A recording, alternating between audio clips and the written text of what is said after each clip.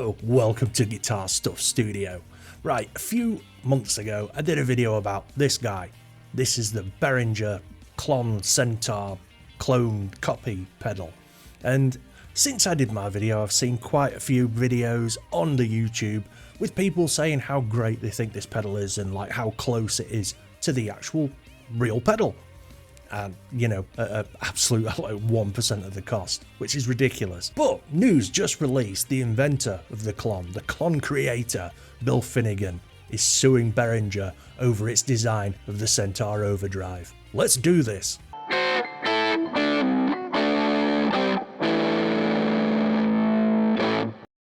So yeah, I mean, this is a first. I mean, I'm amazed that Behringer haven't been sued before now. So yeah, it was bound to happen sooner or later.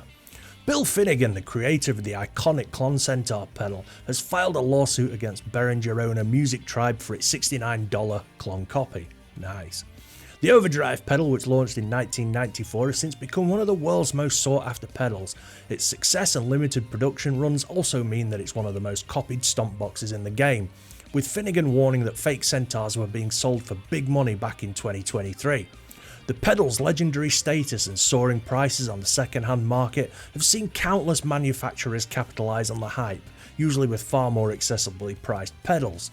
Now, I mean, for those of you who don't know about this pedal, I mean, some of them go for ridiculous money, like $5,000, $6,000, $10,000.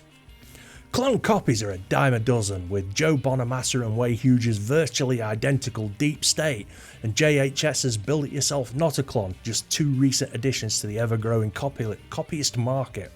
By and large, Finnegan accepts there's a natural side effect to building a pedal that every guitarist is desperate to own. However, he feels Behringer's pedal, which was released in November last year, blatantly infringes upon specific intellectual property owned by my company. Put simply, Finnegan feels Behringer's copy goes a step further than being inspired by the Klon circuitry. His filing alleges that it's used trademark imagery, its marketing hinges on the original Klon's mystique, and it essentially pretends to be a Klon made when it's anything but. Unlike nearly every other pedal currently shown on the Behringer website, the counterfeit Centaur does not include the Behringer mark on the face of the pedal, despite there being ample space for it, notes the Klon team in its complaint. Announcing the trademark dispute via Instagram, Finnegan says he was never consulted about the pedal, nor was it ever authorised, and his involvement in its creation was zero. He adds he will not publicly discuss the lawsuit while the case is active, but has shared the legal documentation that clearly states his case. The complaint states that Finnegan has built and continues to build each Centaur Overdrive pedal by himself, by hand, with many expensive custom parts and in a manner that no profit prioritising builder would ever consider.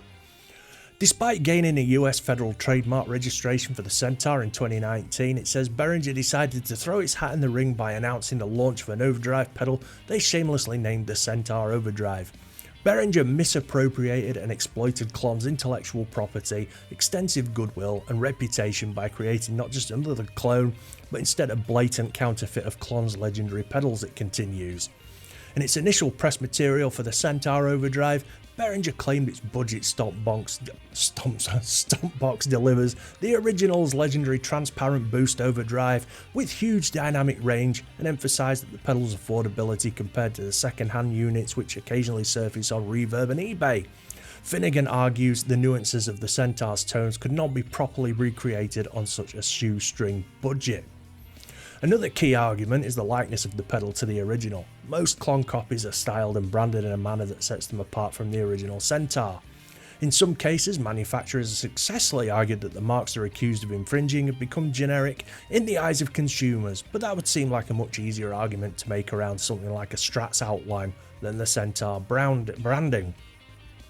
As the Klon complaint alleges, Behringer's pedal copies nearly every element of the Centaur trade dress, while the complaint adds that the promotion video extensively discusses the original Klon while deceptively and continuously showing the Behringer counterfeit pedal.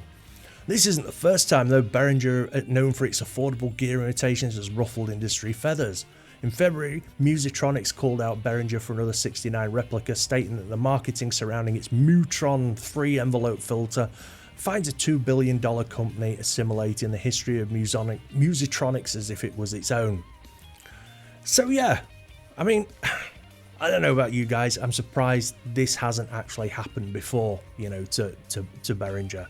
I mean, they do it with synths.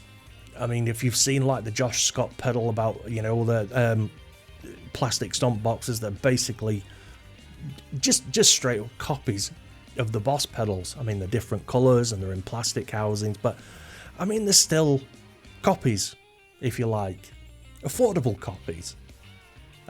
Anyway, I don't know. There's two ways of looking at this, really. I mean, there are so many Klon copies out there already, Klon Centaur copies. I mean, we were discussing this on the stream last night. You know, there's like the Mosky, there's the Mojo, there's the King of Tone. I mean, these are all kind of pedals that are based, you know, on the Klon. And I mean, it gets to a point where all the pedals that are going to be made, overdrive pedals that are going to be made, there's only a finite amount of ways you can make an overdrive pedal. And eventually things are going to get copied. But that being said, I do see Klon's beef with Behringer. I mean, just look at it. They have basically ripped off the pedal. And they are basically saying it's an affordable Klon.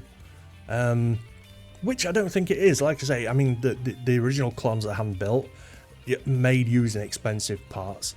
But then at the same time, I mean, I couldn't justify spending, you know, $5,000 on a pedal. And, you know, if you want that sound, you're going to go for something that's affordable. So yeah, like I say, I'm amazed it's taken this long for somebody to actually, you know, put their hand up and, you know, fire shots at Behringer. It was always going to happen. But like I said on the stream as well the other night, you know, there's so many Klon clones out there and nobody's done any, you know, they haven't tried suing them or got crappy about them, but I suppose there's not many of them that, you know, look exactly like the Klon Centaur. Now, I know there's 1,000,001 that do look like the Klon Centaur on AliExpress and, you know, places like that. And in the stream, somebody said, well, why hasn't he tried suing, you know, these Chinese companies, the AliExpress companies, for making the, you know, these Klon Centaur copies? And my thinking on it is, I mean, these Chinese companies, they don't care.